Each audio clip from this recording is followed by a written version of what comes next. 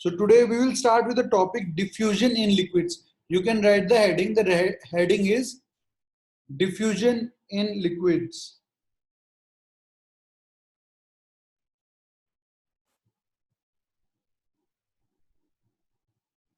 Diffusion in liquids. ठीक है, तो अब क्या है, जैसे हमने लास्ट क्लास में पढ़ा था कि जो मेरे पास rate of diffusion of liquid होता है वो गैसेस से थोड़ा कम होता है. गैसेस मेरे बहुत जल्दी डिफ्यूज हो जाती हैं, बट मेरा लिक्विड कैसा होता है, धीरे धीरे डिफ्यूज होता है. पहली चीज, एग्जाम्पल के तौर पे हम लोगों ने देखा है कि भाई मैंने क्या किया, एक बीकर लिया, बीकर में मेरे पास वाटर प्रेजेंट था. ठीक है, वाटर मैंने बीकर में लिया हुआ था. अब जैसे इसके अंदर मैंने क्या किया, समझ लो रेड इंक को डाला. जैसे रेड इंक इसके अंदर आएगी तो थोड़ी देर में आप देखोगे कि आपको रेड इंक पूरे वाटर में स्प्रेड होता हुआ दिखाई दे रहा होगा. And what will the final solution, the final solution will be whole as a red colour. पूरा रेड कलर के अंदर चेंज हो जाएगा. ठीक है, so now we will write about the diffusion of liquids. Start writing about it. It is diffusion in liquids is slower than that in gases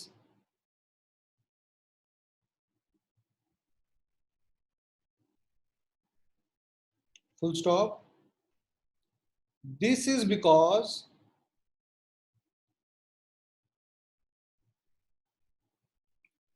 the particles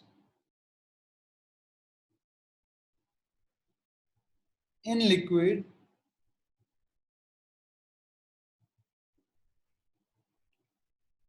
move slower as compared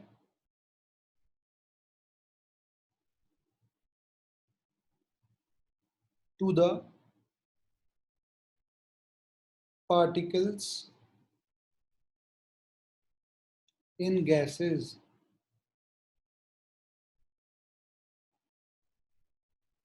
ठीक है, मेरे पास liquid के जो particles होते हैं वो slowly slowly move करते हैं as compared to gases molecules के. ठीक है, कल मैंने आपको एक एग्जांपल भी बोला था, बताया था, जिसमें हमने पोटेशियम परमैंगनेट डाला था. याद है आपको? पर्पल कलर का हमको करते वाटर के अंदर डाले थे और वाटर पूरा कन्वर्ट हो रहा था किसके अंदर, पर्पल कलर के अंदर. तो that will be the example for this. You can write examples like solid in liquid, solid in liquid.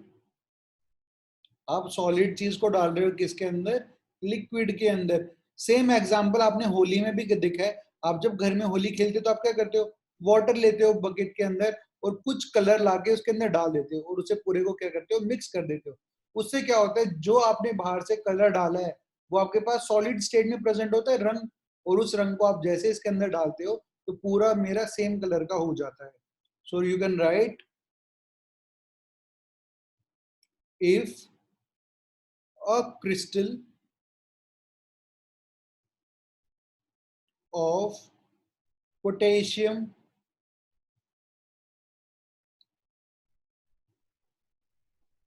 permanganate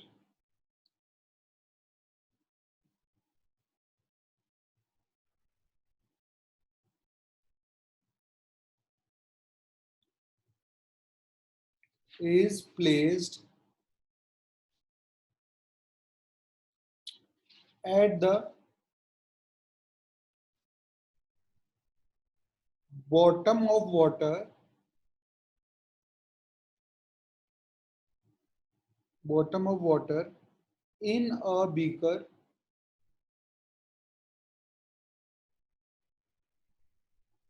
comma, then the purple color of potassium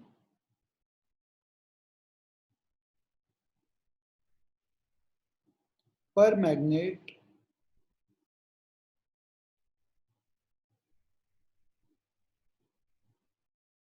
potassium पर मैग्नेट का फॉर्मूला मैंने आपको बताया था, KMnO4 होता है, spreads into the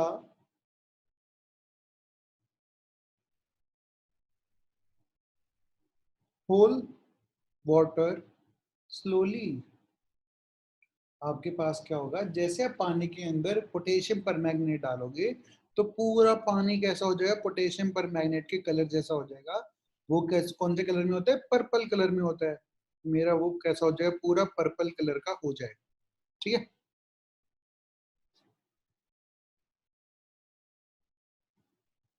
ठीक है। अब देखो क्या होगा, next is, this is example of solid in liquid. जब आप सॉलिड चीज को किस में डाल रहे थे, लिक्विड्स में डाल रहे थे। Next example is liquid in liquid. Write down the next example, that is liquids in liquids. Liquids in liquids. आप क्या कर रहे हो, लिक्विड को ही लिक्विड में डाल रहे हो। नॉर्मल सी चीज, आपने तो घर में बहुत बार किया, जैसे अभी हमने किया था, वाटर के अंदर इंक को डाला, ink is also in the liquid state, water भी मेरे लिक्विड स्टेट में प्रेजेंट था, तो मैंने उन दोनों को मिला दिया। ठीक है, और आपको ये भी पता है, जब आप लेमनेड बनाते हो, लेमनेड इज शिकंजी, आप नींबू का जो जूस बनाते हो, लेमन जूस, उसके अंदर भी आप क्या करते हो, लेमन को वाटर के अंदर क्या करते हो, निचोड़ देते हो। ठीक है, तो उससे क्या होता है, आपके पास वो लेमन जो जूस होता है वो भी लिक्विड स्टेट में होता है। बिल्कुल बिल्कुल sorry, lemon juice in water is also example of liquid in liquid. ठीक है, तो आप लिख लीजिए यहाँ पर फर्स्ट पॉइंट। अगर आपको लिक्विड इन लिक्विड के लिए कोई आपसे पूछे तो आप बोल सकते हो, if a drop of ink is put into a beaker of water, then the color of ink spreads into the water।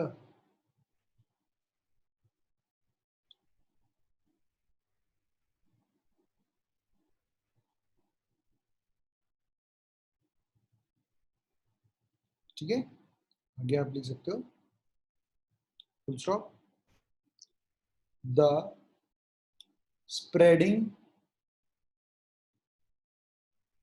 of ink in water is due to the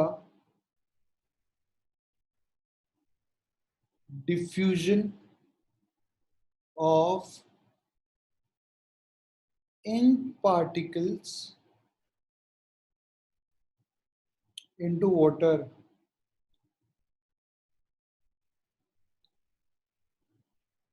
ठीक है, into water। अब ये बात तो मैंने किसके बारे में पढ़ी थी, डिफ्यूजन इन लिक्विड्स के अंदर हमने पढ़ लिया।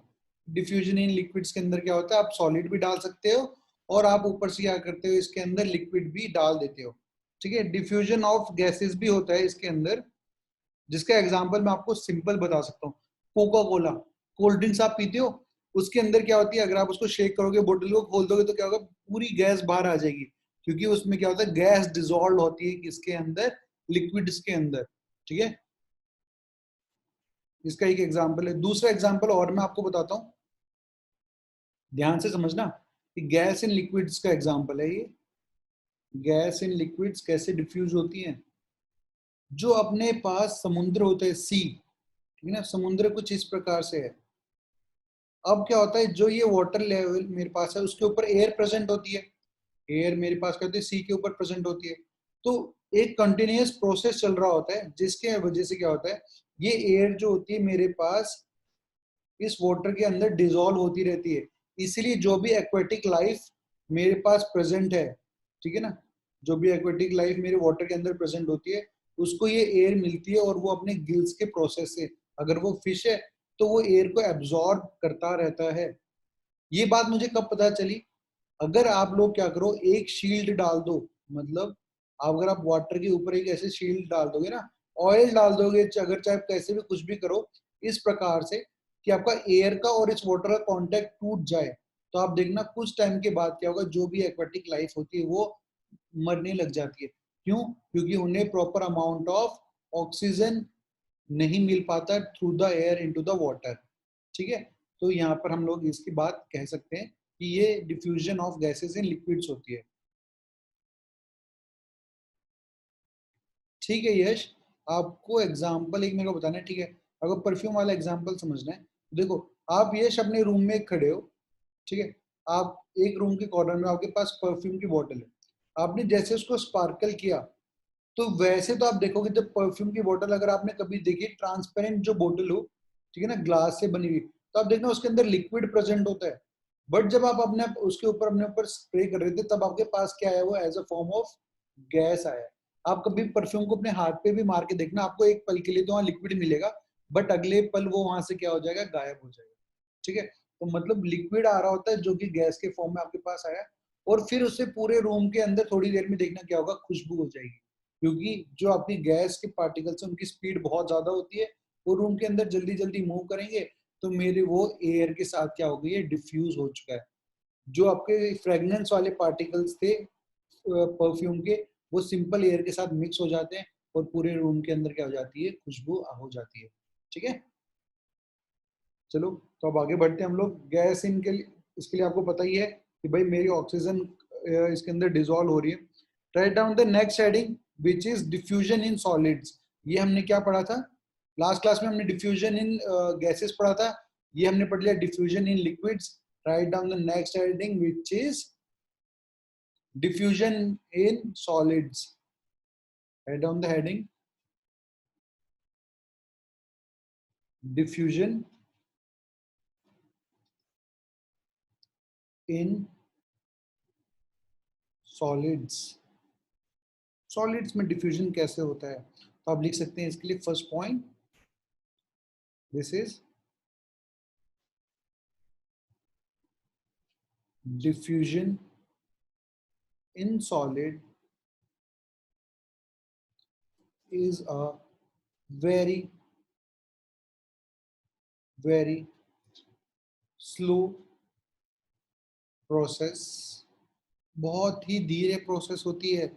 इसका एग्जांपल मैं आपको बताऊं, सबसे बढ़िया एग्जांपल ये है, आपने कभी देखा होगा बोर्ड, ठीक है, आपके पास ब्लैक बोर्ड है, जस्ट इमेजिन, ब्लैक तो नाम का होता है वो ग्रीन कलर का ही, कुछ इस प्रकार से आपने एक ब्लैक बोर्ड लिया, ठीक है, अब आपने क्या किया, चौक उठाया और चौक से आपने उसके ऊपर कुछ कुछ लिख दिया, ठीक है ना।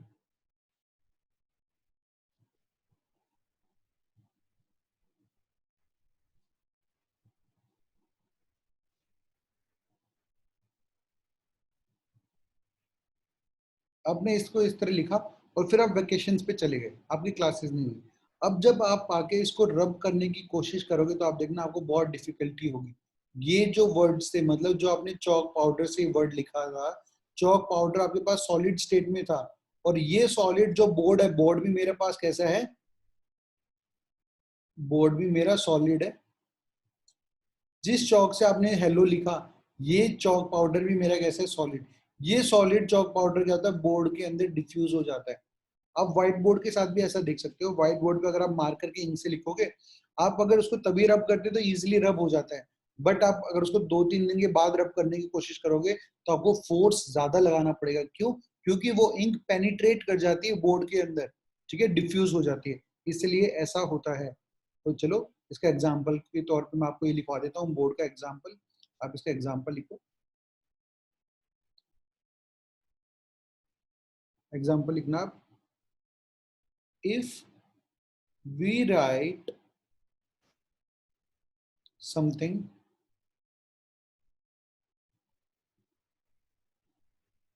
on a blackboard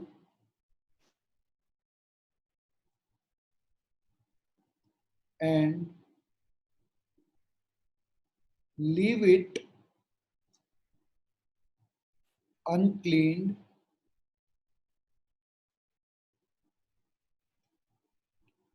for a considerable period of time,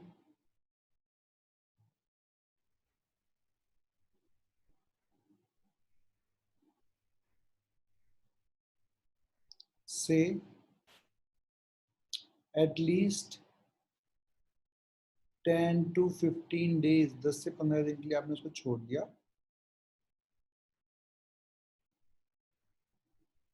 we will find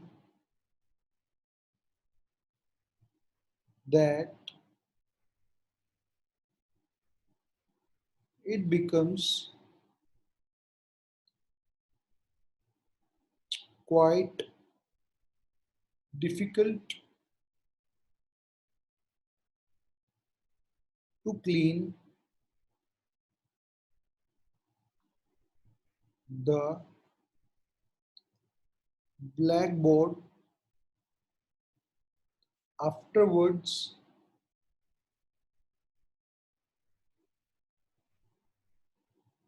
Stop.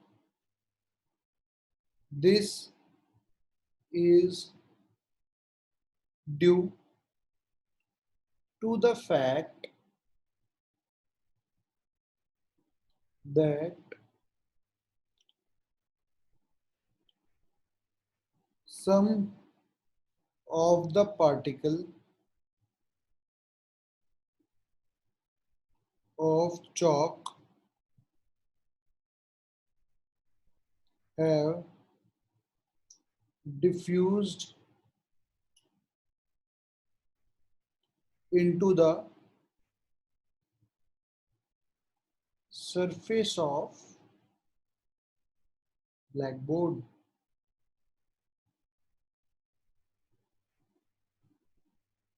ठीक है, ब्लैक बोर्ड की सरफेस के अंदर वो चले गए हैं।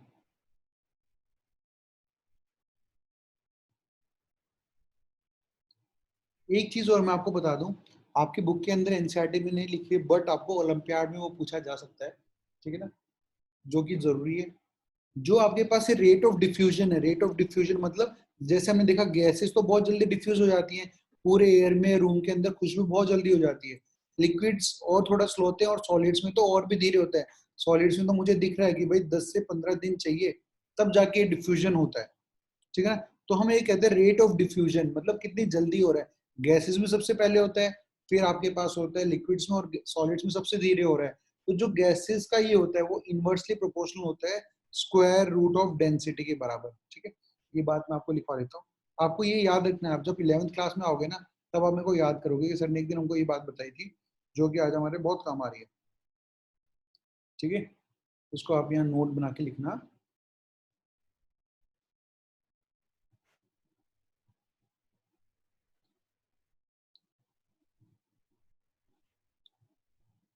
Gas diffuses very rapidly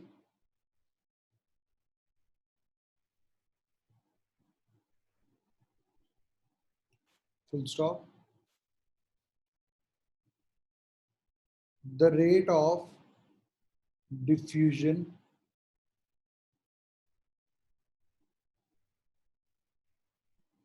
of a gas varies rapidly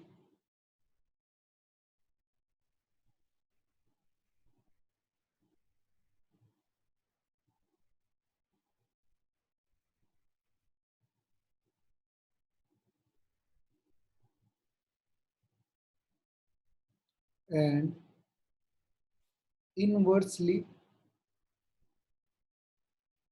as the square root of its density। ये आपसे कैसे पता चलेगा कि अगर आपको दो गैसेस दी हुई हैं, गैस 1 और गैस 2, ठीक है ना, इसकी डेंसिटी आपको दी हुई है, density of gas 1 and density of gas 2। तो जिस रेट से ये डिफ्यूज हो रही है, इसका रेट 1 और rate of diffusion of gas 2, rate of diffusion of gas 2, जिसको मैं आर गैस 2 लिख देता हूँ और इसे लिख देता हूँ आर गैस 1। तो R gas 1 upon R gas 2 की जो वैल्यू आएगी वो बराबर होगी under root of density of gas 2 upon density of gas 1। इस चीज को आप याद रखना। कोई डाउट है तो इस वीडियो को उठा के आप देख लेना कभी भी, ठीक है। यूट्यूब पे भी रहेगी आपके पास और आपको वैसे लिंक भी मिल जाती है।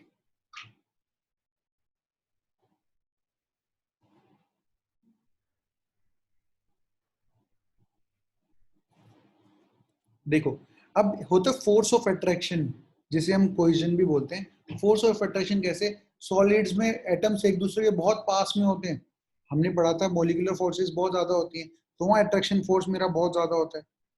आपके पास कहते हैं लिक्विड्स के मॉलिक्यूल्स थोड़े थोड़े पास में होते हैं, बट उनके अंदर थोड़ा सा गैप होता है। पर गैसेस में मॉलिक्यूल्स बहुत दूर होते हैं क्योंकि उनके बीच में अट्रैक्शन फोर्सेस नहीं होता। Next point is force of attraction. You can write the heading force of attraction. देखो यश, हम ना कोई भी चीज एग्जाम के लिए नहीं पढ़ते कि एग्जाम में आएगा तो हम याद कर लेंगे, एग्जाम में नहीं आएगा तो नहीं पढ़ेंगे, ठीक है।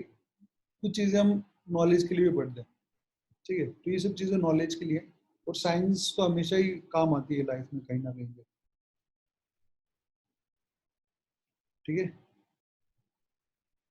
थ्री इडियट्स की चतुर की जैसे ना पढ़ो कि ये सिलेबस में आएगा तो बस ठीक है पढ़ देंगे, बाकी नहीं, ऐसा नहीं करने का। चलो, write down the heading force of attraction.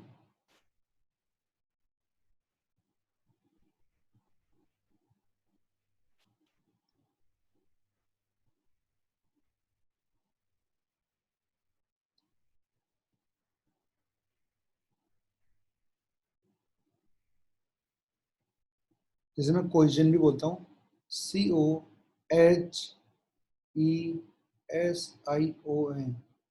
Cohesion. This means the force of attraction. मुझे पता है कौन सा सबसे ज्यादा पास में होता है, कौन सा सबसे दूर होता है। तो I can write there is some force of attraction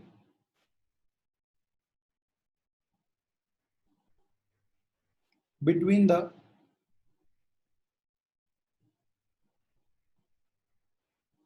particles of matter।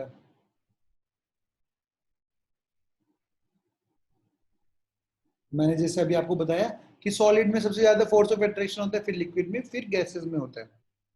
और, और इसलिए सॉलिड्स के एटम पास में होते हैं, इसलिए सॉलिड का एक डेफिनेट शेप दिखाई देता है मुझे। तो attraction between the particles of matter which bind them together, full stop, this force of attraction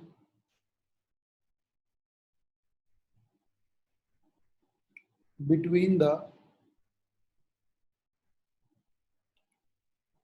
particles of same substance is known as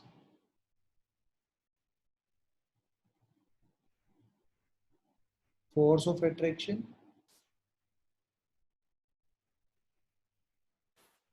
or we can call it as a cohesion, COHESION।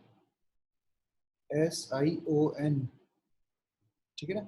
अगर आपके पास solid surface है तो उसमें क्या होगा, एक atom दूसरे atom के बगल में रखा होगा, दोनों के बीच में फोर्स ऑफ अट्रैक्शन काम कर रहा होगा, इसे फोर्स ऑफ अट्रैक्शन हम लोग क्या बोलते हैं, cohesion force.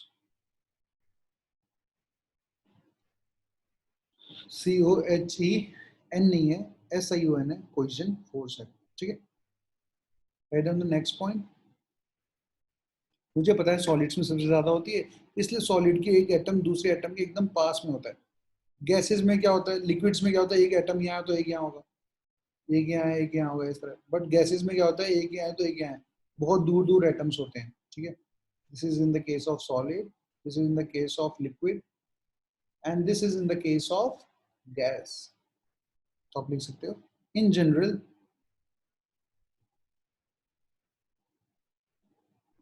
the force of attraction is maximum in the particles of solid matter and minimum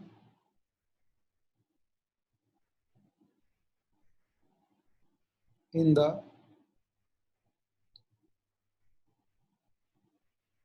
particles of gaseous matter। जो ये आपके नोट्स हैं ब्रह्मास्त्र हैं, ठीक है, हर जगह काम आएंगे, चाहे आपके ओलंपियाड हो, चाहे आपके स्कूल के एग्जाम हो, सब कुछ है इसके अंदर। आपने इसको अच्छे से समझ लिया और याद कर लिया ना, तो बस नैया पार है आपकी, किसी चीज को लेके आपको कोई चिंता की बात ही नहीं रहेगी।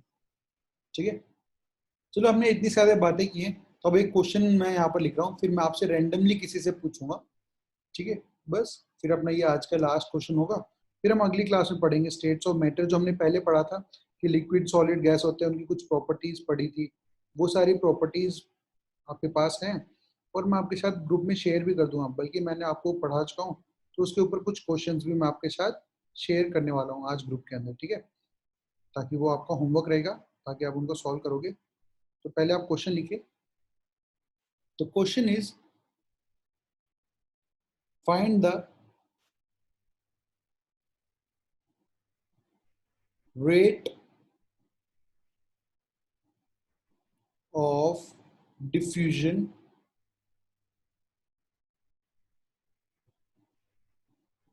in various। कोई आंसर नहीं देगा जब तक मैं आपसे एक इंडिविजुअली पूछूंगा। ठीक है, अगर आप मेरे को प्राइवेटली मैसेज कर सकते हो, बट एवरीवन में मत करना। Various state of matter that is solid comma gas comma liquid. अगर आपसे पूछा जाए रेट ऑफ डिफ्यूजन सबसे ज्यादा किसके अंदर होता है, सॉलिड लिक्विड एंड गैस में से, तो बताओ सबसे ज्यादा किसके अंदर होगा।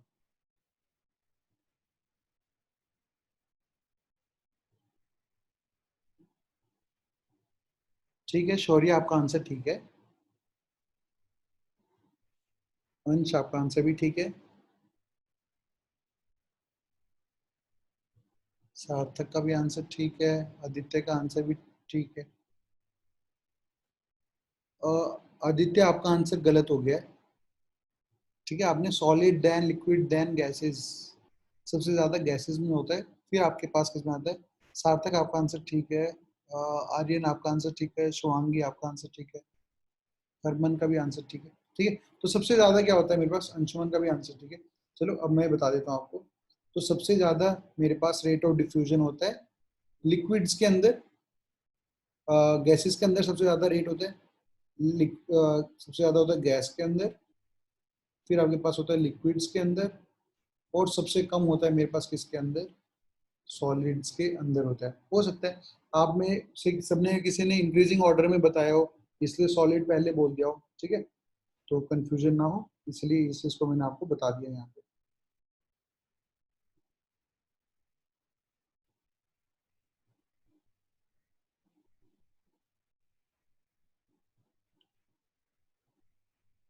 ठीक है, अब मैं क्या करूंगा, आपके साथ एक टेबल शेयर करूंगा आपके साथ ग्रुप के अंदर, और कुछ क्वेश्चंस दूंगा, जैसे कि भाई मैं कैसे कह सकता हूँ कि वुड मेरी सॉलिड है, आपको पता है भाई उसका एक डेफिनेट शेप है और उसका एक फिक्स्ड वॉल्यूम है, इसलिए वो एक सॉलिड स्टेट में है, ठीक है ना। ऐसे छोटे मोटे क्वेश्चंस हैं, वो सब बात करेंगे, इससे आगे हम लोग पढ़ेंगे नेक्स्ट क्लास के अंदर। अब मैं आपकी एक बार अटेंडेंस ले लेता हूँ।